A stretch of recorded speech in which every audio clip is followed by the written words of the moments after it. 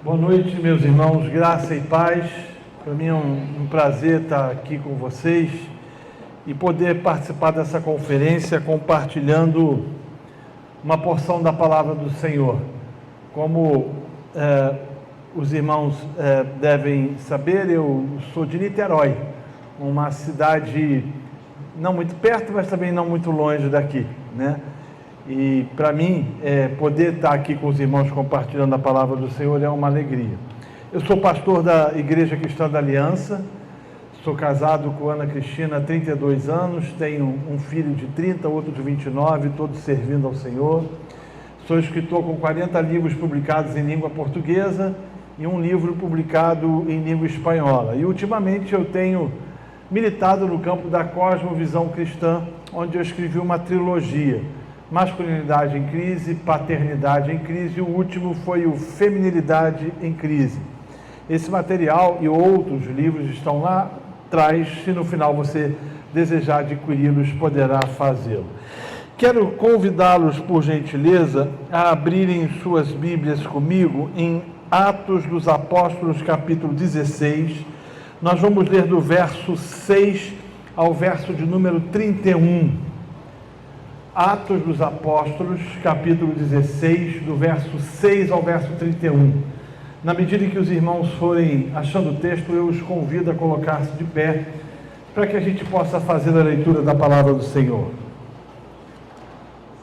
Do verso 6 ao verso de número 31, que diz: E percorrendo a região frígio-gálata, tendo sido impedidos pelo Espírito Santo de pregar a palavra na Ásia, defrontando Mísia, tentavam ir para a Bitínia, mas o Espírito de Jesus não o permitiu. E tendo contornado Mísia, desceram a Troade. À noite, sobreveio a Paulo uma visão na qual um varão macedônio estava em pé e lhe rogava, dizendo: Passa a Macedônia e ajuda-nos. Assim que teve a visão, imediatamente procuramos partir para aquele destino, concluindo que Deus nos havia chamado para lhes anunciar o Evangelho. Tendo, pois, navegado de Troade, seguimos em direitura a Samotrácia. No dia seguinte a Neápolis e dali a Filipos, cidade da Macedônia, primeira do distrito e colônia. Nesta cidade permanecemos alguns dias. No sábado saímos da cidade para junto do rio, onde nos pareceu haver um lugar de oração. E assentando-nos, falamos às mulheres que para ali tinham concorrido. Certa mulher, chamada Lídia, da cidade de Tiatira, vendedora de púrpura, temente a Deus, nos escutava. E o Senhor lhe abriu o coração para atender as coisas que Paulo dizia. Depois de ser batizada, ela e toda a sua casa, nos rogou, dizendo: Se julgais que eu sou fiel ao Senhor, entrai em minha casa e aí ficai. E nos constrangeu a isso. Aconteceu que, indo nós para um lugar de oração, nos saiu ao encontro uma jovem possessa de espírito adivinhador, a qual, adivinhando, dava grandes lucros aos seus senhores. Seguindo a Paulo e a nós, clamava, dizendo: Estes homens são servos do Deus Altíssimo e vos anunciam o caminho da salvação. Isso se repetia por muitos dias. Então, Paulo, já indignado, voltando-se, disse ao Espírito: Em nome de Jesus Cristo eu te mando, retira-te dela. E ele, na mesma hora, saiu. Vendo os seus senhores que se lhes fizera a esperança de lucro, agarrando em Paulo e Silas, os arrastaram para a praça, à presença das autoridades, e levando-os aos pretores, disseram: Esses homens, sendo judeus, perturbam a nossa cidade, propagando costumes que não podemos receber nem praticar, porque somos romanos. Levantou-se a multidão unida contra eles, e os pretores, rasgando-lhes as vestes, mandaram açoitá-los com varas, e depois de lhes darem muitos açoites, os lançaram no cárcere, ordenando ao carcereiro que os guardasse com toda a segurança. Este, recebendo tal ordem, levou-os para o cárcere interior e lhes prendeu os pés no tronco. Por volta da meia-noite, Paulo e Silas oravam e cantavam louvores a Deus, e os demais companheiros de prisão escutavam. De repente, sobreveio tamanho terremoto que sacudiu os alicerces da prisão. Abriram-se todas as portas e soltaram-se as cadeias de todos. O carcereiro despertou do sono e, vendo as portas do cárcere, puxando da espada, ia suicidar-se, supondo que os presos tivessem fugido. Mas Paulo bradou em alta voz: não te faças nenhum mal, que todos aqui estamos. Então o carcereiro, tendo pedido uma luz, entrou precipitadamente e trêmulo. Prostrou-se diante de Paulo e Silas. Depois, trazendo-os para fora, disse: senhores, o que devo fazer para que seja salvo?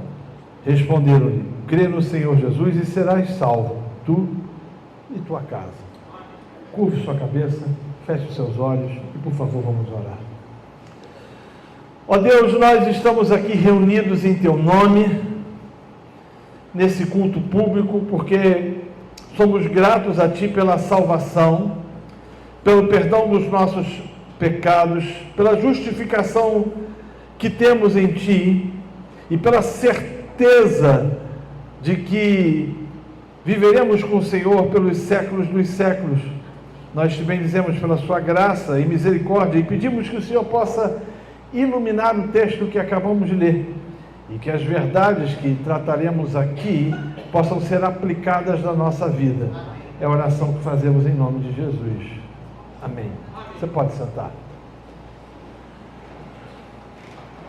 Meus irmãos, antes de fazer a exposição do texto que acabamos de ler, penso que seja importante que façamos algumas considerações e, para tanto, eu peço a sua total atenção. As Escrituras nos mostram que, passado alguns dias do Concílio de Jerusalém, que decidiu sobre o comportamento dos gentios convertidos a Cristo, Paulo e até então o seu parceiro de missão Barnabé resolveram voltar a algumas igrejas. Entretanto, o relato de Lucas nos traz que Barnabé queria levar consigo um discípulo chamado João Marcos. E o fato por si trouxe severa desavença entre Paulo e Barnabé, proporcionando com isso a separação desses dois ministérios.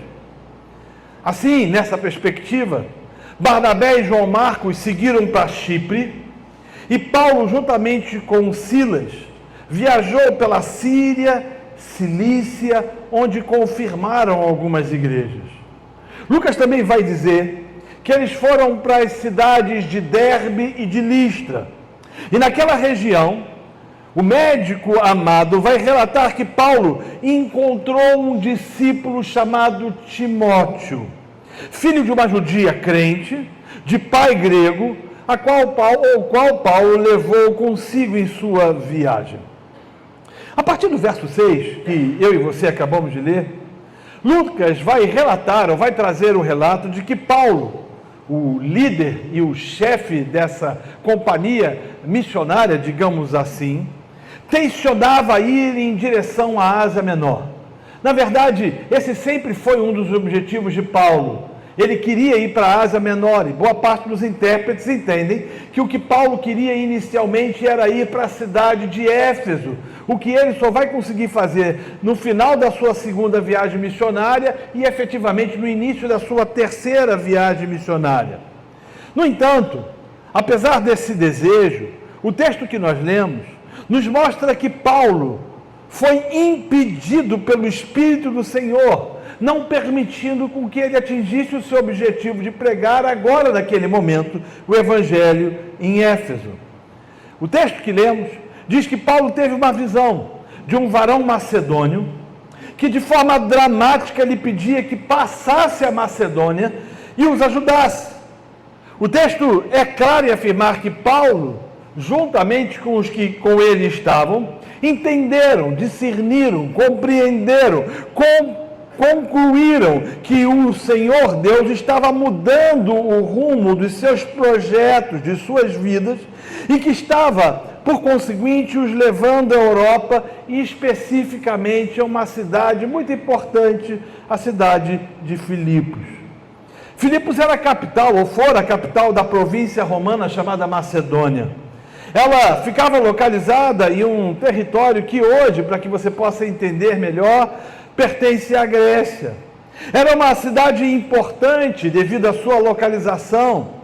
E junto a ela, você encontrava uma estrada extremamente significativa e importante que se via de caminho entre a Ásia e Roma. Filipos era uma cidade bem rica, até porque naquela cidade você podia encontrar muitas minas de ouro, como também minas de prata.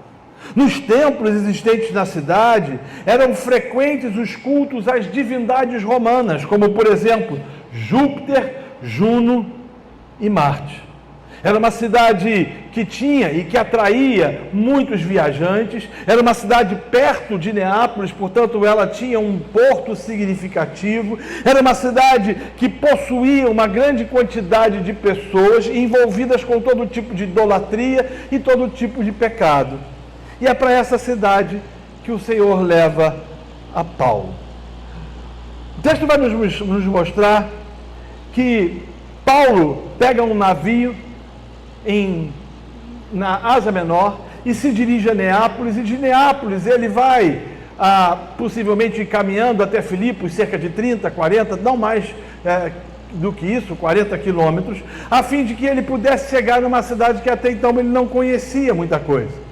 E ele resolve, de forma absolutamente clara, obedecer à vontade do Senhor. Na verdade, esse texto de Atos capítulo 16 vai nos mostrar Paulo glorificando a Deus com as atitudes e com as ações mais variadas possíveis. E aqui ele glorifica a Deus mesmo diante da vontade do Senhor ser diferente da dele.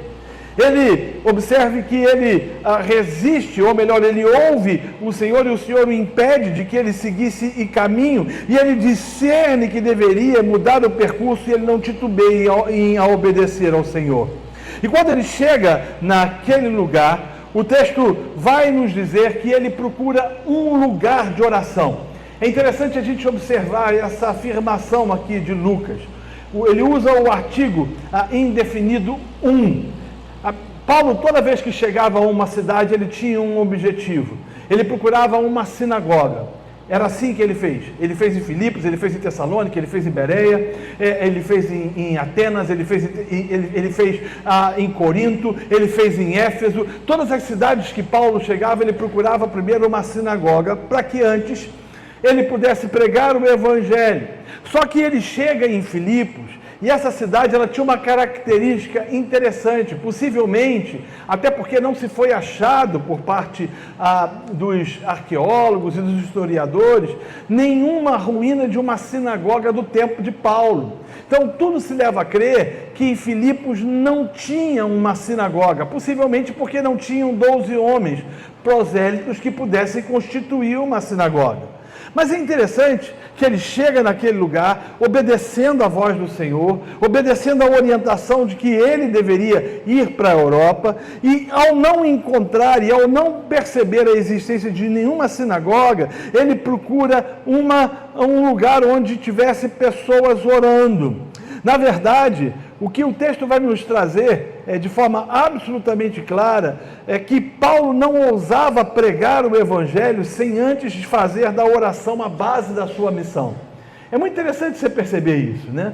Você vai ver Paulo, um evangelista, um pregador, ele já tinha feito a sua primeira viagem missionária, já tinha enfrentado batalhas hercúleas contra o adversário das nossas almas, tinha produzido frutos significativos, tinha retornado à base, ele queria ir para Éfeso, o Senhor não o permite, o Senhor o orienta a ir para Macedônia, ele chega ali e ele vê que não tinha nenhuma sinagoga, e o que ele procura efetivamente era um lugar onde ele pudesse dedicar tempo à oração. É interessante que os versos anteriores, como vimos, nos mostra que as igrejas por onde Paulo passava eram fortalecidas e aumentavam em número. O que, em outras palavras, significava dizer que o apóstolo Paulo, do ponto de vista humano, era um cara, ou tinha sido um cara bem-sucedido na sua missão. Contudo, apesar disso, ele não ousava começar qualquer coisa sem oração. Os puritanos Costumavam dizer que quem faz a obra de Deus sem oração é arrogante e prepotente. Aqui estamos diante de um homem que entendia que o Senhor o tinha chamado para plantar igrejas, para pregar o Evangelho, para anunciar as boas novas e para fazer com que a mensagem de Jesus chegasse ao coração das pessoas das mais variadas cidades possíveis. Mas você percebe de forma absolutamente clara que ele resolve fazer isso somente depois de procurar um lugar de oração. Até porque não faz sentido estabelecer igrejas, plantar igrejas, estabelecer alvos, plantar perspectivas nos corações dos homens, anunciar as boas novas, sem que antes tenhamos dedicado tempo à oração. E o texto vai dizer que Paulo, ele acha um lugar de oração à beira de um rio. Esse rio, ele existe até hoje, ele fica alguns quilômetros fora das ruínas de Filipos, e quando ele lá chega, ele vai encontrar algumas mulheres orando.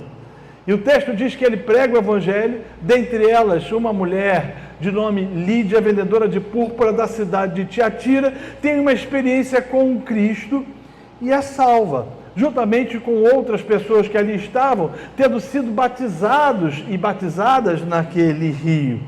Paulo, segundo o texto que vemos, traz a ideia de que ele continua indo a esse lugar de oração, até porque num determinado momento, o texto vai falar que quando ele se dirigia agora ao lugar de oração, observe, há uma mudança no artigo de lugar de oração para o lugar de oração. Existia agora um lugar de oração, mas a gente não sabe especificamente qual era o processo litúrgico daquele lugar, como Paulo estava lidando em relação ao discipulado, treinamento, capacitação, qualificação, mas o que a gente vê é que já tinha, e se a gente for transportar para uma linguagem de hoje, um grupo base de pessoas que já estavam ali, sendo trabalhadas e treinadas por Paulo, e que estavam participando juntamente com ele num momento de oração.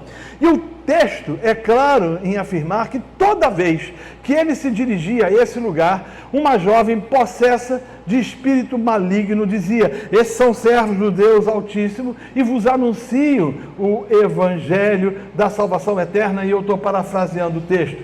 Até que num determinado momento, as Escrituras nos mostram que Paulo, indignado com aquilo, ordena ao espírito que estava possuindo uma jovem moça, uma jovem menina, que dava lucro aos seus senhores e que disse àquele demônio que ele deveria sair. E o texto bíblico vai dizer que o demônio vai embora, frustrando a esperança de lucro daquele grupo ou daquelas pessoas que usavam, que oprimiam aquela jovem moça. O que nos traz a lição, obviamente, de que quando nós dedicamos tempo à oração, o adversário das nossas almas, ele se levanta para tentar impedir que a gente ore. Uma coisa muito interessante, entre os reformados, ainda nós cremos na soberania de Deus, obviamente, cremos que o diabo, como dizia o reformador alemão Martinho Lutero, é o diabo de Deus, ele faz aquilo que Deus quer que ele faça, que Satanás não tem absolutamente poder nenhum para frustrar os desígnios e a vontade de Deus. Isso traz a mim e a você confiança e segurança de que o Senhor está no controle de todas as coisas e que Satanás não pode frustrar os desígnios de Deus. Entretanto, as Escrituras nos mostram que Deus soberanamente também permite com que Satanás haja contra a igreja, opere contra a igreja, a fim de que essa igreja possa ser, de certa forma, fortalecida no poder do Senhor e que o Evangelho possa encontrar a possibilidade de alcançar o coração de outras pessoas que estão em geografias diferentes das nossas. O que a gente vai ver aqui é que Paulo ele queria ir para Éfeso, o Senhor não o permite, ele pega um navio, vai para Neápolis, de Neápolis ele chega em Filipos, ele olha para aquela realidade daquela cidade, uma cidade absorta em todo tipo de malignidade, uma cidade absorta em todo tipo de pecado, não tem uma sinagoga para que ele pudesse começar a pregar o Evangelho, porque ele assim o fazia. Ele procura um lugar de oração e encontra um lugar de oração. Tinha algum grupo de pessoas ali orando, prega o Evangelho, a conversão, e ele começa esse processo, esse projeto de plantação de igrejas naquele lugar, até que Satanás se levanta. O texto nos mostra de que Paulo, ao expulsar aquele demônio, é preso juntamente com Silas. As Escrituras falam de que ele foi levado para uma cadeia, e as ruínas dessa cadeia, segundo a tradição, estão lá, em Filipos ainda, e ali ele é chicoteado, possivelmente desnudo, é colocado num lugar úmido e cheio de animais ou bichos da pior espécie, entendendo que aquilo poderia ser letal e fatal para a sua vida. Mas é interessante que o texto vai dizer que Paulo, por volta da meia-noite, cantava e dava louvores a Deus, o que me impressiona. Você não vai perceber, por exemplo, em Paulo, a supervalorização do diabo e dos seus assécratas.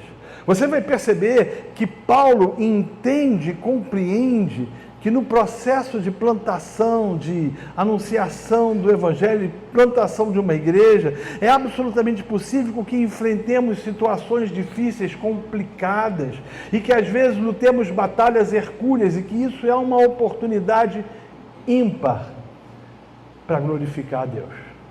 O texto vai dizer que por volta da meia-noite eles cantavam e davam louvores ao Senhor.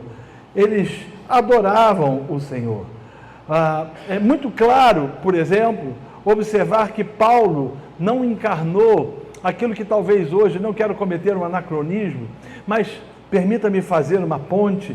É bem possível que Paulo não encarnou o espírito do coitadismo, porque, observe comigo, ele queria ir para Éfeso, o Senhor não permite, o Senhor fala para ele ir para a cidade de Filipos. Ele chega na cidade de Filipos e não tem muita facilidade, não tem uma sinagoga, encontra um grupo de mulheres, prega o evangelho, aquele grupo se converte, deixa de ser um lugar de oração para ser o lugar de oração, e aí ele tem esse embate contra esse demônio. A consequência disso é que ele é preso, chicoteado, maneteado e colocado num cárcere interior. Mas você não vê Paulo reclamando da vida, você não vê Paulo murmurando, você não vê Paulo dizendo, isso não é justo, isso não é certo. Deus falou comigo, disse para mim que eu deveria ir para a cidade de Filipos, eu obedeci, e parece que quanto mais eu rezo, mais assombração aparece. Parece que quanto mais eu clamo, parece que quanto mais eu peço a Ele que abençoe o meu projeto, a minha missão, mais dificuldades eu tenho. E Paulo não faz isso por uma razão muito clara. Pelo fato de que ele entendia e compreendia que o Senhor está no controle de todas as coisas. Para Paulo, o vitimismo é a antítese da maturidade cristã. Uma pessoa madura, ela entende, compreende que não adianta reclamar da vida. Lembra daquele texto lá em Romanos capítulo 8, verso 38, verso 39, que se bobear quase todos nós conhecemos de cor, porque eu estou bem certo de que nem morte, nem vida, nem anjos, nem principados, nem as coisas do presente, nem do porvir, nem os poderes, nem altura, nem profundidade, nem qualquer outra criatura poderá separar-nos do amor de Deus que está em Cristo Jesus, nosso Senhor. A gente não sabe, mas sabe-se lá se Paulo não foi, nesse momento que ele cantou, entoou isso. Posso estar cometendo aqui uma bobagem ao afirmar isso, e claro que não tem como ser provado, porque as Escrituras não nos tratam disso.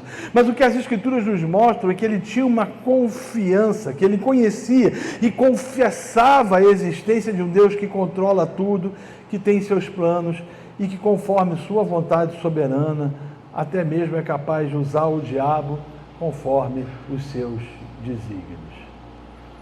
Paulo sabia que plantar uma igreja em Filipos não seria fácil. Eu acho muito interessante, e graças a Deus em parte por isso, nós temos hoje no Brasil muitos movimentos de plantação de igreja. E louvado seja o Senhor por isso. Mas tem muita gente romantizando a coisa. achando que é fácil. Não, o Senhor falou comigo, eu vou sair daqui de Caxias, vou para Nova Iguaçu, no bairro tal, e eu vou estabelecer e eu vou plantar uma igreja lá porque o Senhor é comigo. O sujeito chega, encontra um grupo de oração, desigrejado, começa a trabalhar e de repente os conflitos, as confusões provenientes do adversário das nossas almas se fazem presentes, e aí o indivíduo cheio de medos ou de tensões e preocupações acaba abandonando o romantismo de que plantar a igreja é fácil. Na verdade, Paulo era um ministro extremamente experiente já no Evangelho. Ele já tinha passado por situações muito difíceis, muito complicadas. Ele sabia da dificuldade de se pregar o Evangelho. Por isso ele entende que precisava começar com oração. E quando as oposições vieram, Paulo precisava, naquele momento, demonstrar a sua confiança no Deus Todo-Poderoso. É Deus aquele a qual nós confiamos, é Deus aquele a qual nós entendemos que está no controle de todas as coisas. O que o texto também nos chama a atenção é que Paulo é alguém que sabia discernir bem ou aproveitar bem a sua geografia. Deixa eu tentar explicar isso aqui de uma forma mais clara para os irmãos. A confiança e o entendimento de que Deus era quem o conduzia soberanamente por caminhos, ainda que esses caminhos trouxessem sobre ele algumas privações e algumas dificuldades, ele entendia que ele precisava aproveitar o lugar que ele estava para pregar o Evangelho. Então, observe comigo, se ele não tivesse tido as intempéries ou as provações ou as dificuldades que ele experimentou, ele, por exemplo, não poderia ter pregado o Evangelho ao carcereiro. Ele não teria como ter anunciado o Evangelho àquele homem especificamente que cuidava da prisão em Filipos. Um carcereiro geralmente era um funcionário público que tinha entre 45 e 55 anos, em alguns casos até 60, não mais do que isso, porque não se vivia muito tempo, e os soldados, eles acabavam morrendo muito cedo, e alguns, em função de segurança, tomavam conta das prisões existentes nas cidades. E esse carcereiro era um desses indivíduos. O texto vai dizer que Paulo e Silas são presos, e ali, depois de terem entoado louvores e o Senhor ter liberado as suas cadeias, ou quebrado as suas cadeias, e os portões terem se aberto, o carcereiro percebe que aquilo poderia ocasionar na fuga dos prisioneiros, e ele resolve pegar de uma espada e se suicidar. E Paulo diz para eles, não faça isso, ou para ele, não faça isso. Todos nós estamos aqui.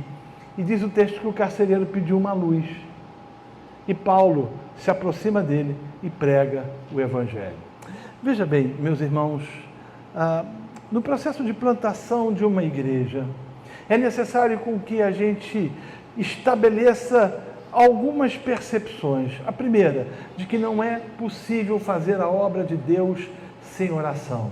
Segunda, de que é necessário nós dependermos de Deus, entendendo que Deus está conosco em todas as situações, em todas as circunstâncias, em todos os momentos. Terceiro, aproveitando a geografia, encontrando com pessoas que talvez, se não fossem os problemas que nós enfrentamos ou experimentamos, não nos seria possível encontrar com aquelas pessoas. Agora, é muito interessante nós observarmos, e aí eu quero focar especificamente no conteúdo da mensagem de Paulo. Paulo, ele vai chegar aqui para esse carcereiro, ele vai dizer, crê no Senhor Jesus Cristo e serás o quê? Salvo tu e tua casa. Se você for olhar as mensagens pregadas por Paulo em todas as suas viagens missionárias, todas elas são centradas em Cristo. Paulo entendia a suficiência do Evangelho. Paulo entendia a suficiência de Cristo. Então observe, é algo muito simples. Ele não quer fazer a obra de Deus sem oração. E quando ele faz, ele vê os frutos acontecendo, mas entende também que dificuldades e problemas se fazem presentes. E diante disso, ele resolve glorificar a Deus, depositando no Senhor suas angústias, suas frustrações, suas decepções ou suas preocupações em relação ao futuro. Mas não somente isso, durante todo o momento, ele prega o Evangelho da salvação eterna, que é Cristo, nada além de Cristo. Eu escrevi um livro que fala da suficiência de Cristo na evangelização. É um livro recente que foi publicado por um selo da Visão Mundial. E eu faço a exposição nesse livro de Atos, capítulo 19, quando Paulo, nesse início da terceira viagem missionária, aí sim ele chega a Éfeso para pregar o Evangelho. Paulo fica 2 anos na escola de Tirano, dando ensejo a que todos os moradores da Ásia, ou todos que viviam na Ásia, ouvissem o Evangelho. E você vai perceber, o texto vai nos trazer a ideia de que por um bom tempo Paulo ficou somente com um grupo de pessoas na escola de Tirano que se reunia num Odeon perto da entrada de Éfeso, dando ensejo que a pregação fosse feita em nome de Jesus, dizendo que Cristo era suficiente. Interessante que Paulo em Filipos prega a Cristo, Paulo em Tessalônica prega a Cristo, Paulo em Bereia prega a Cristo, Paulo em Atenas prega a Cristo, Paulo em Corinto prega Cristo e Paulo em Éfeso prega Cristo. Não existe possibilidade palpável, tangível, de sermos bem-sucedidos na nossa missão se nós não pregarmos o Evangelho. Há uma frase do reformador alemão Martinho Lutero que ele dizia o seguinte, que no último dia haverá menos rigor para um guarda de um prostíbulo do que para aquele que prega um falso evangelho.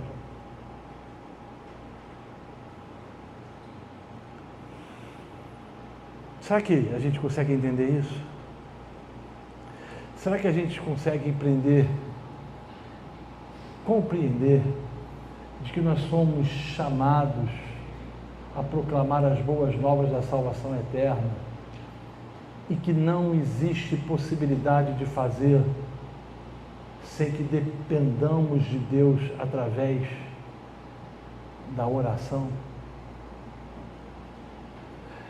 Ademais, será que a gente consegue entender que a oração pode trazer sobre nossas vidas lutas e batalhas hercúleas? Eu lembro de um dos meus arminianos favoritos, Leonard Ravenhill. Ele escreveu um livro que se chama Porque Tarda o Pleno Avivamento. E num dos capítulos ele diz o seguinte: nós precisamos chorar porque não temos lágrimas. Noutra ocasião ele vai falar que a reunião de oração das nossas igrejas são como a gata borralheira dos filmes protagonizados por artistas famosos. Ninguém quer. Mas observe, Paulo entendia que a oração era a porta de entrada. Segundo, ele compreendia que a oração poderia trazer batalhas. Terceiro, mesmo diante das batalhas, ele queria glorificar a Deus. Quarto, mesmo diante das dificuldades, ele compreendia que a única mensagem que ele deveria pregar era a mensagem do Evangelho. O que vai nos trazer o entendimento de total dependência de Paulo. Total dependência porque orava, e total dependência porque resolveu não adequar a sua mensagem ao contexto cultural da época. A gente tem visto isso nos dias de hoje, né?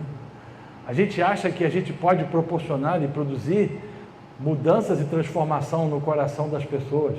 Paulo não chega em Filipos trazendo algumas dicas ou falando para o pessoal: vamos organizar 7 sextas-feiras para que a gente possa experimentar um milagre. Paulo não chega ali e fala o seguinte: olha, são quintas-feiras da prosperidade, 5 quintas-feiras da prosperidade para comprar a biga nova.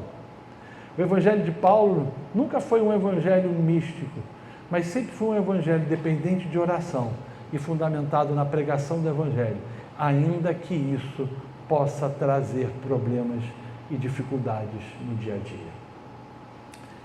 Se nós queremos plantar igrejas saudáveis, nós precisamos ser uma igreja que entende a importância de oração ou da oração. Pergunto: de que maneira você tem lidado com a oração? De que maneira nós lidamos com a intercessão? Será que a gente tem entendido que se Deus for por nós, quem será contra nós? Mas se Deus for contra nós, quem será a nosso favor? Será que você tem, e eu, e nós temos entendido que a obra de Deus é santa e ela precisa estar fincada em oração?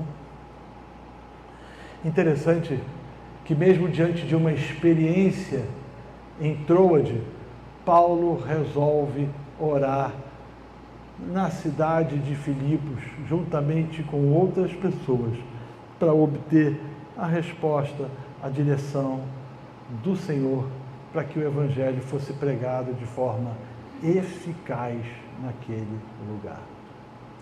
Mas ele entendia que mesmo diante de problemas, mesmo diante de lutas, ou mesmo diante de batalhas contra Satanás, nós devemos permanecer incólumes, vivendo para a glória dele, adorando o Senhor, entendendo que Deus às vezes permite ou mesmo decreta com que enfrentemos algumas batalhas para que a gente possa experimentar uma geografia diferente e nessa geografia diferente alcançar aqueles que ninguém até então alcançou. Deus é soberano, Ele reina sobre todas as coisas e não é possível nós fazermos missões, nós plantarmos igrejas sem que a gente ore, sem que a gente dependa dele e sem que a gente confie que ele está no controle de todas as coisas. Eu lembro que eu estava no Haiti e no processo de reconstrução de Porto Príncipe, depois daquele terremoto de 2010, eu estava com outros pastores lá para ajudar os irmãos haitianos a reconstruírem as suas vidas. Eles tinham perdido absolutamente tudo. E eu lembro que nós ficamos durante uns 10 a 12 dias trabalhando duro. E tinha um dia somente de uma folga somente que era para a gente descansar. E o Haiti, por mais problemas que ele tenha, ele está localizado no Caribe. E a gente falou, vamos para a praia. E aí fomos para a praia, aquele mar maravilhoso, e a gente lá naquele mar, agradecendo a Deus pelo privilégio de estar naquele local, quando de repente a gente olha uma nuvem se formando, e uma nuvem grande de repente se fez, e fez assim, ó, e tocou na água. E o tempo mudou. E começou uma rajada de tempestade, de vento impressionante. Não era um furacão, mas era uma tempestade tropical bem forte, muito forte. Mas uma coisa me chamou a atenção. Os haitianos estavam jogando bola como se nada tivesse acontecido. Os brasileiros desesperados, achando que o caos ia vir, e os haitianos jogando bola. Eles sabiam que não era uma tempestade, acostumados a tempestades, eles sabiam que não era uma tempestade tão complicada assim. Eles confiavam. Às vezes a gente é levado a tempestades ou enfrentamento de batalhas no processo de plantação de uma igreja que a gente tem a sensação de que nós vamos sucumbir. E esquecemos de que Deus está no controle de todas as coisas. No Haiti, numa tarde, a gente saiu para visitar os desabrigados e os desalojados. Eram milhares. Então a gente andava nos campings e eu lembro que eu comecei a ouvir uma canção num idioma que eu não conhecia, mas numa melodia que eu entendi e conhecia bem. E eu resolvi, juntamente com alguns irmãos, seguir aquela voz. E aí eu vi que ela saía de uma tenda. E resolvi entrar. E quando eu entrei naquela tenda, tinha uma senhora de seus 60 anos aproximadamente. Ela tinha perdido o marido, os filhos, e toda a sua casa tinha sido destruída, não tinha sobrado nada, os seus parentes tinham morrido. Mas aquela mulher, ajoelhada no chão, cantava em crioulo: porque ele vive, posso crer no amanhã, porque ele vive, temor não há. Aí ela olhou para mim e disse: mas eu bem sei, eu sei que a minha vida está nas mãos do meu Jesus, que vivo está. Salvo as suas proporções, foi mais ou menos isso que Paulo fez, né?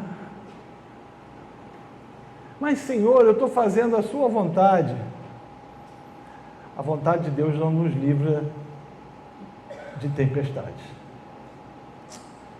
mas ela nos proporciona a oportunidade de glorificarmos a Ele pela sua soberania e de aproveitarmos a geografia, perguntando a Ele: Senhor, se o Senhor tem permitido ou me levado a tais circunstâncias, usa-me para a glória do seu nome. Que o Senhor te abençoe, em nome de Jesus. Amém. Qual foi o papel da oração na sua vida enquanto estava acontecendo a plantação da igreja de Niterói, lá, da igreja cristã? Indispensável, né?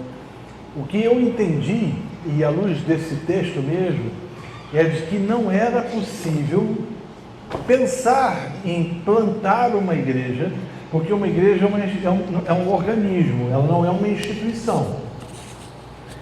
Plantar uma igreja sem oração. Então nós tínhamos vigílias de oração. Eu lembro de uma vigília em que nós tivemos logo no início, em que todo o grupo passou uma noite inteira pedindo com que Deus nos abençoasse. Então não existe outro caminho. A gente ouve as pessoas dizendo: não, tem técnicas, vamos usar alguns modelos. Eles podem até ser bem-sucedidos do ponto de vista pragmático em atrair pessoas, mas a única coisa capaz de regenerar um pecador é o Evangelho. E Deus determinou e decretou que isso é feito a partir do momento da pregação, e a pregação precisa ser acompanhada de oração. Então, a Igreja Cristã da Aliança, ela não abriu mão da reunião de oração, e não abrimos até hoje. A nossa reunião de oração, sabe qual é o horário que ela acontece? Nossos cultos são dominicais pela manhã. A gente tem 2 cultos pela manhã, um às 8 e outro às 10h45, com um público diferente porque não cabe. Nossa reunião de oração é às 7 da manhã, domingo. Aí você fala: puxa, domingo é um dia de, né, um bocado de crente que quer ficar em casa, a escola, não quer ir para a escola bíblica, quer nada, dá um bocado de desculpa. Não existe possibilidade de sermos bem-sucedidos sem oração. Mas a oração, ela traz batalhas as quais nós enfrentamos, mas o Senhor peleja a nosso favor. Legal, ele respondeu a segunda pergunta, que eu ia perguntar justamente como que hoje a Igreja Cristã da Aliança enxerga o papel da oração, mas já foi respondido que eles ainda continuam fazendo, então, a reunião de oração. E temos uma terceira pergunta. Na plantação da Igreja Cristã da Aliança, você viveu algum momento de oposição? E como você se comportou frente a essa oposição, caso tenha acontecido? Vivi inúmeros. E ainda vivo, né? Acho que nós vamos viver batalhas constantes. Há 2 coisas que a gente tem que fazer. Primeiro, se submeter a Deus. Ele é Senhor e soberano.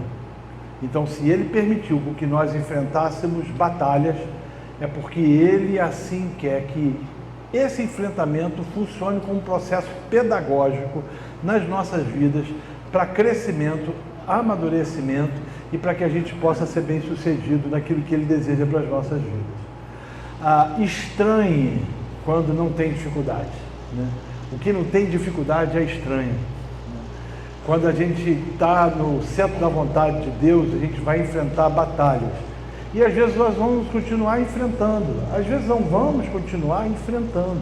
A Igreja Cristã da Aliança hoje em Niterói, ela tem 23 anos de história, é uma igreja nova, ela tem plantado outras igrejas e ela continua enfrentando volta e meia lutas. Volta e meia a gente sente que parece que o cão, o capeta, coisa ruim, o cramulhão, como costuma se dizer, se levantou, né? Mas nós nos submetemos a Deus e oramos, entendendo que o Senhor é aquele que peleja ao nosso favor. Amém. Uma última pergunta, é justamente uma das coisas que hoje, muitos movimentos de plantação, alguns eles são sempre voltados para uma plantação de uma igreja saudável centrada no Evangelho, mas nós vivemos uma revolução de várias ferramentas sendo utilizadas para atrair pessoas, para que as pessoas cheguem à igreja. E a minha pergunta é: como foi plantar uma igreja pregando somente o Evangelho? É mais lento. Eu escrevi um livro, eu até mencionei aqui, que é a suficiência de Cristo na evangelização. Eu devo ter trazido uns 10 a 12 livros somente desses, acho que nem isso. Eu queria sugerir isso para você. Eu vou contar uma história ali dos meus filhos. Deixa eu contar para você, só para você entender. Meus filhos, quando tinham 7, 6 anos de idade aproximadamente, eles chegaram, estavam entediados, minha esposa não estava em casa, e eles falaram um para o outro: vamos fazer um bolo? E eu estava envolvido com alguma coisa, talvez um livro que eu estivesse trabalhando, eu já não lembro mais. Aí eu pensei, o que tem, né? Deixa fazer, né? Senão, assim, não vai ter problema não. Aí o outro falou: mas como é que faz? Cara, é simples, eu já vi mamãe fazendo, né? Pega a tigela, e pegaram aquela tigela, bota ali um quilo de farinha, botaram 1 quilo de farinha, né? Jogaram 1 litro de leite. Aí o outro falou: mas, cara, não pode ser bolo de bolo, tem que ter gosto. Não, tem chocolate. Aí pegaram chocolate em pó, jogaram metade de um pacote, botaram mais leite porque uma coisa não estava funcionando, jogaram uma meia dúzia de ovos, botaram na batedeira e eu estou ouvindo aquele barulho. Tiraram aquele negócio, aquela bijordia, jogaram na forma, ligaram o fogo bem alto e ficaram esperando. Aí um falou: ih, faltou o fermento. Tiraram aquela desgraça, botaram para fora, jogaram uns 3 tabletes de fermento, bateram de novo na batedeira, jogaram aquele negócio lá e ficaram sentados até que um falou: ih, mané, deu certo, funciona. O bolo foi crescendo e foi ficando aquela coisa meio moreninha, e eles tiraram. Quando eles tiraram, foi uma murchada de primeira.